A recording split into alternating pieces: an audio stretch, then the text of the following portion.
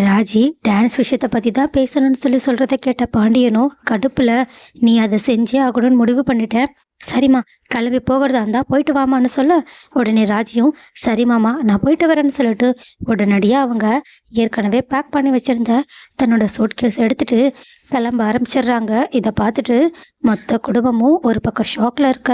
ஆனால் ராஜியும் அந்த காம்படிஷனில் வின் பண்ணியே ஆகணுன்ற உறுதியோட அந்த காம்படிஷன்லேயும் ஒரு வழியாக கலந்துக்கிறாங்க.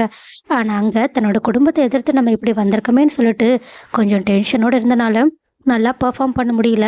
பட் அங்கே அந்த ஜட்ஜஸ் எல்லாருமே ராஜியை கொஞ்சம் கிண்டல் பண்ணுற மாதிரி, என்ன ரொம்பவே தயங்கி தயங்கி ஆடிக்கிட்டு இருக்க மாதிரி இருக்குது, ஒன்று ரொம்ப பயப்படுதுன்னு நினைக்கிறேன் மாஸ்டர், கொஞ்சம் ஹெல்ப் பண்ணுங்கன்னு சொல்ல உடனே அங்கேருந்து டான்ஸ் மாஸ்டரும் ராஜிக்கிட்ட வந்து தொட்டு தொட்டு பேசி டான்ஸ் ஆட வைக்கிறாங்க.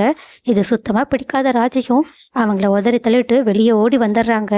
அப்போ கரெக்டான நேரம் பார்த்து ராஜிக்கு ஏதோ பிரச்சனையோன்னு சொல்லிட்டு நினச்ச கதிருமே அவங்களுக்கு கால் பண்ணி எல்லாமே சரியா தானே இருக்குன்னு கேட்க ராஜையோ ஆமான்னு சொல்லிட்டு வாயால சொன்னாலும் மனசுக்குள்ள பேசாம நமக்கு இருக்கிற பிரச்சனைய கதிர்கிட்ட சொல்லிடலாமன்னு யோசிக்க தான் ஆரம்பிக்கிறாங்க.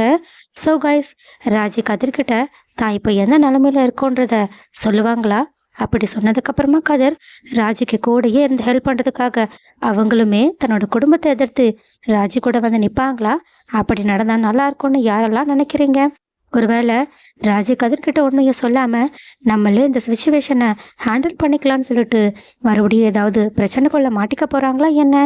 இதில் அடுத்து என்ன நடக்க வாய்ப்பு இருக்குன்னு நீங்கள் நினைக்கிறீங்க?